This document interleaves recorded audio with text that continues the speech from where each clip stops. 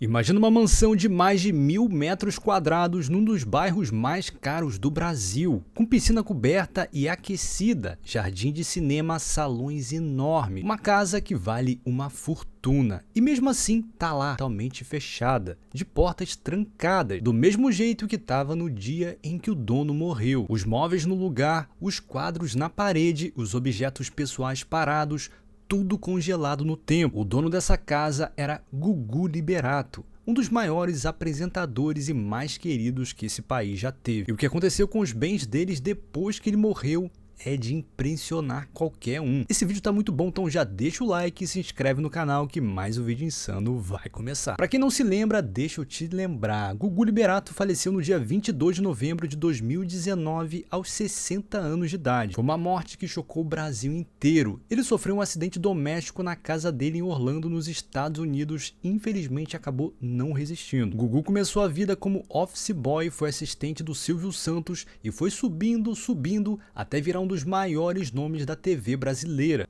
A herança deixada por ele foi avaliado em 1 bilhão e 400 milhões de reais. Você ouviu direito, 1 bilhão e 400 milhões. O cara tinha dinheiro. Essa fortuna toda incluía casas no Brasil, casas nos Estados Unidos e muito, mas muito dinheiro investido. Mas tem uma casa, uma em especial, que virou o símbolo de tudo isso. E é dela que eu vou falar agora. Tô falando da mansão de Gugu em Alphaville. Para quem não conhece, Alphaville é um condomínio de luxo na Grande São Paulo, na cidade de Barueri. É um lugar fechado, super seguro, onde mora gente riquíssima. Empresários, políticos, jogadores de futebol, todo mundo que tem dinheiro quer morar por lá. E foi lá que Gugu comprou a casa dele, no comecinho dos anos 2000, no auge da carreira. A casa tem mais de 1.000 metros quadrados de área construída, distribuído em vários andares. Tem piscina coberta, aquecida, uma coisa rara até em mansão de rico. Tem salões enormes, escritórios, jardins, todos planejados. E tem um detalhe que era a paixão de Gugu,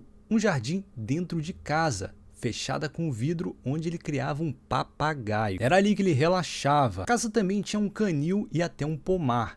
Era o refúgio dele, longe das câmeras, longe da agitação da televisão. Mas é aí que vem a parte que dá um nó na cabeça. Sabe o que aconteceu com essa mansão depois que o Gugu morreu?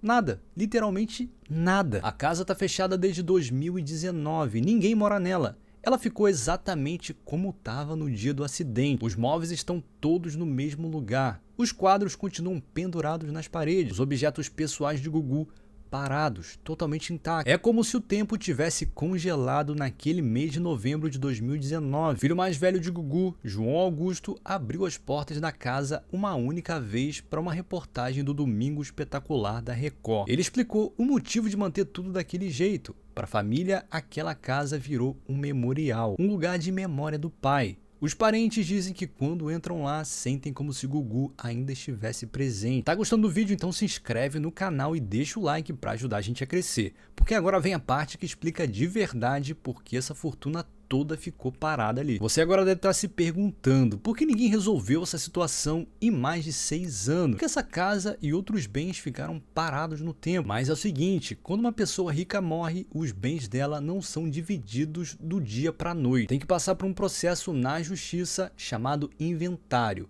É a justiça organizando tudo, o que a pessoa tinha, o que ela devia e para quem cada coisa deve ir. E no caso do Gugu, esse processo virou uma verdadeira guerra. Uma guerra que durou 5 anos. Primeiro porque Gugu deixou um testamento, escrito lá em 2011. E nesse testamento, ele mandou dividir os bens assim: 75% para os 3 filhos, o João Augusto e as gêmeas Marina e Sofia. E os outros 25% sobrinho. Só que tinha uma ausência nesse testamento que causou uma treta muito grande. A Rose Miriam, mãe dos 3 filhos do Gugu, não foi citada como herdeira.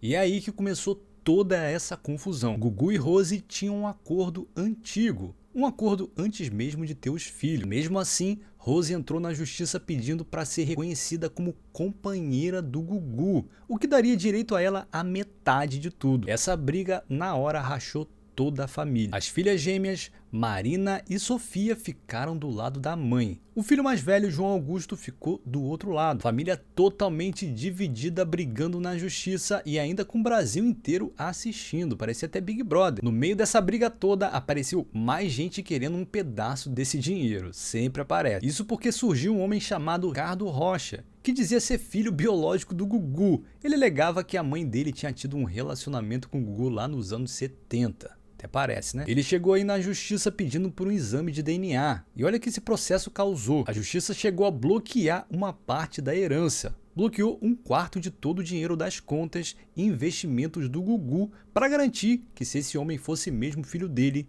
teria essa parte garantida. Ou seja, a fortuna ficou travada, sem ninguém poder mexer. É, meu amigo, mas ainda teve mais um capítulo nessa história. Um chefe de cozinha chamado Thiago Salvático, que também apareceu. Ele dizia que tinha sido namorado do Gugu por 8 anos e também entrou com ação na justiça. Resumindo, era a esposa de um lado, os filhos do outro, um suposto filho secreto e até um suposto namorado. Rapaz, como começou a aparecer gente nessa história. Tudo brigando pela mesma fortuna de 1 bilhão e 400 milhões. E foi por causa dessa briga toda que a mansão de Alphaville e o resto dos bens ficaram congelados no tempo. Não dava para vender, não dava para dividir, não dava para fazer nada. Porque a justiça ainda não tinha batido o martelo sobre quem tinha direito do quê. Anos e anos de uma casa que vale uma fortuna simplesmente trancada, juntando poeira e esperando uma decisão judicial. Mas é aí que no final de 2024 as coisas começaram a ir se resolvendo. Primeiro, a Rose Miriam desistiu da ação dela, abriu mão do pedido.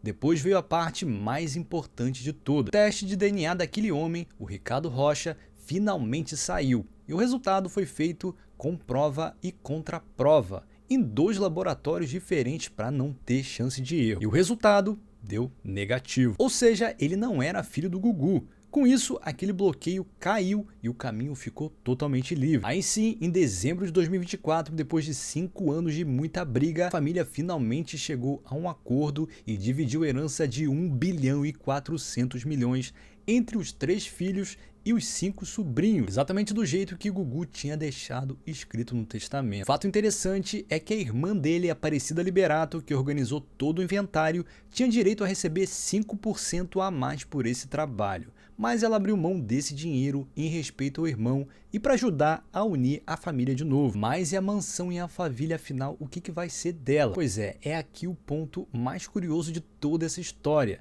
Mesmo com a herança já dividida, a casa continua fechada, continua do mesmo jeito, e o futuro dela é ainda um ponto de interrogação. Já se falou em vender a casa, manter na família ou transformar ela num memorial aberto para homenagear o Gugu, mas até hoje nada foi confirmado. João Augusto sempre defendeu manter a casa intacta, do jeito que o pai deixou, então a verdade é essa. Uma das mansões mais valiosas do Brasil, que pertenceu a um dos apresentadores mais amados da nossa televisão, segue lá, desse jeito. Uma mansão luxuosa de mais de 1000 metros quadrados que ninguém usa, ninguém vende e que parece que vai continuar congelada no tempo. Agora eu quero saber a sua opinião. Você acha que a família deveria vender essa mansão? Ou tá certo em mantê-la fechada como um memorial pro Gugu? Ou talvez até abrir pro público poder visitar, virar uma espécie de museu? Comenta aqui embaixo que a gente vai ler todos os comentários. Se chegou até aqui, deixa o like e se inscreve no canal para não perder os próximos vídeos insanos que vem aí. Tem 2 vídeos aparecendo na tela aqui, você vai gostar de assistir. Dá uma olhada aí, clica em um dos 2 e eu te vejo no próximo vídeo. Tchau!